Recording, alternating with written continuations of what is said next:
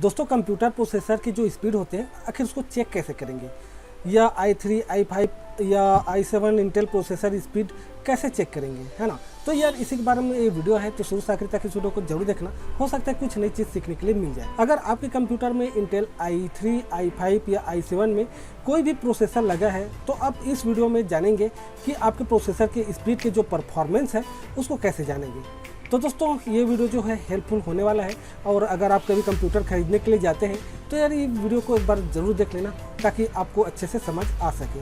तो दोस्तों हमारे देश में 90% लोग ऐसे हैं जो कंप्यूटर खरीदते समय केवल ये चेक करते हैं कि कौन सा प्रोसेसर है, i3 है, i5 है या i7 है, या कितने GB का रैम है, या कितने GB का हार्ड डिस्क है, या सॉफ्टवेयर कौन कौन सा है। बस इतना ही चेक करेंगे, बाकी को छोड़ देते हैं। कभी भी ये नहीं चेक करते कि कंप्यूटर में जो प्रोसेसर लगा है उसका स्पेसिफिकेशन क्या है, क्योंकि बहुत से लोगों को प्रोसेसर स्पेसिफिकेशन के बारे में जानकारी नहीं होता।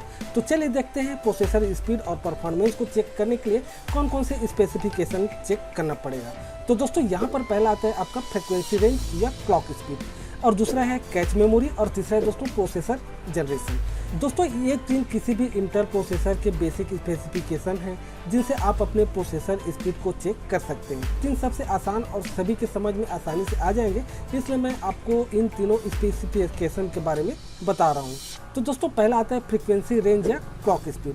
तो ये क्या चीज़ है दोस्तों? क्लॉक स्पीड के बारे में तो सभी को पता होगा, क्योंकि इसे आप अपने कंप्यूटर में आसानी से देख सकते हैं। अगर आपको नहीं पता है क्लॉक स्पीड को कहाँ से चेक करते हैं, तो आप लैपटॉप को ओपन करना या डेस्कटॉप जो भी है आप ओपन करना, और दिस पीसी में जाना, और उसके बाद प्रॉपर्टीज में जाना। वहाँ पर जाएंगे तो वहाँ आपको जो प्रोसेसर है वहाँ पर आपको लिखा मिल जाएगा प्रोसेसर का डिटेल। तो वहाँ पर लिखा सकते हैं दोस्तों, जैसे i5 है तो i5 लिखाएगा, और उसका गीगाहर्ट्ज़ जो भी है, जैसे 1.87 हो गया गीगाहर्ट्ज़, तो वो आपको शो होगा।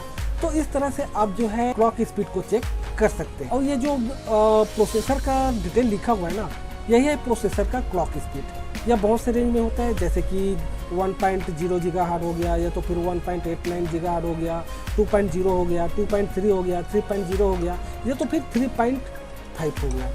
अब दोस्तों यहाँ पर जानने वाली बात यह है कि किसी भी प्रोसेसर का जो क्लॉक स्पीड होता है वो जितना ज़्यादा होगा उसे प्रोसेसर का स्पीड जो परफॉर्मेंस है उतना ही अच्छा होगा।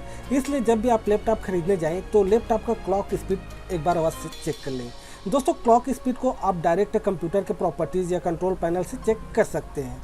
अब आता है दोस्तों cache memory. Cache memory 2 MB, 4 MB, 6 MB या तो फिर 8 MB के साइज़ में आता है, और इसके बारे में आपको बस इतना जानना जरूरी है कि जितना ज़्यादा आपके प्रोसेसर का कैच होगा आपका प्रोसेसर उतना ही फास्ट प्रोसेसिंग करेगा। जैसे कि एग्जांपल के लिए ले लेते हैं कि अगर आपके कंप्यूटर प्रोसेसर का कैच मेमोरी 4 MB है, और आपके कोई दोस्त है उसका प्रोसेसर जो कैच मेमोरी है वो 6 MB का है, तो स्वाभाविक रूप से आपके जो दोस्त है उसके कंप्यूटर का प्रोसेसर आपसे फास्ट ज़रूर होगा। तो दोस्तों कंप्यूटर के जो कैच मेमोरी होते हैं उसको जानने के लिए इसके आसान तरीका है। तो इसके लिए आपको अपने कंप्यूटर में एक ऐप्स या सॉफ्टवेयर इंस्टॉल करना पड़ेगा दोस्तों, जिसको बोलते हैं CPU-Z। आप गूगल में सर्च करोगे तो ये मिल जाएगा आसानी से, और उसको इंस्टॉल कर सकते हैं। और उसके बाद जो है अपने जो प्रोसेसर है या पूरा कंप्यूटर है उसका जो कॉन्फ़िगरेशन है या तो फिर जो भी स्पीड वगैरह है उसको आप चेक कर सकते हैं। अब आते हैं दोस्तों प्रोसेसर जनरेशन में। दोस्तों प्रोसेसर स्पीड और परफॉर्मेंस और स्पीड को इंक्रीज करने में इसके जनरेशन का बहुत महत्व है, क्योंकि जैसे जैसे प्रोसेसर जनरेशन बढ़ता जाता है वैसे वैसे उनके जो टेक्नोलॉजी है या तो फिर नैनो टेक्नोलॉजी है इसको इम्प्रूव करते जाते। तो आपके प्रोसेसर का जनरेशन जितना लेटेस्ट होगा आपका प्रोसेसर भी उतना ही रिलायबल होगा। कभी कभी आपने देखा होगा दो ऐसे प्रोसेसर जिनका क्लॉक स्पीड, कैच मेमोरी एक जैसा होता है, लेकिन फिर भी दोनों का प्रोसेसर के जो परफॉर्मेंस होते हैं या स्पीड होते हैं दोनों में डिफरेंस रहते हैं, क्योंकि दोनों का जनरेशन एक नहीं होता।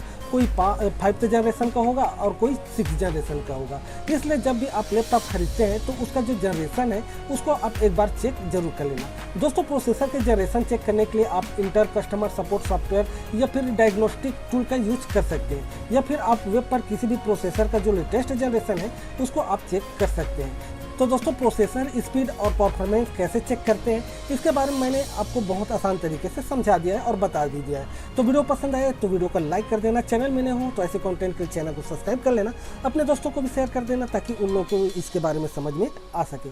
तो मिलते किसी और नई वीडियो में किसी और नई जानकारी के साथ में, तब तक जय हिंद, जय भारत।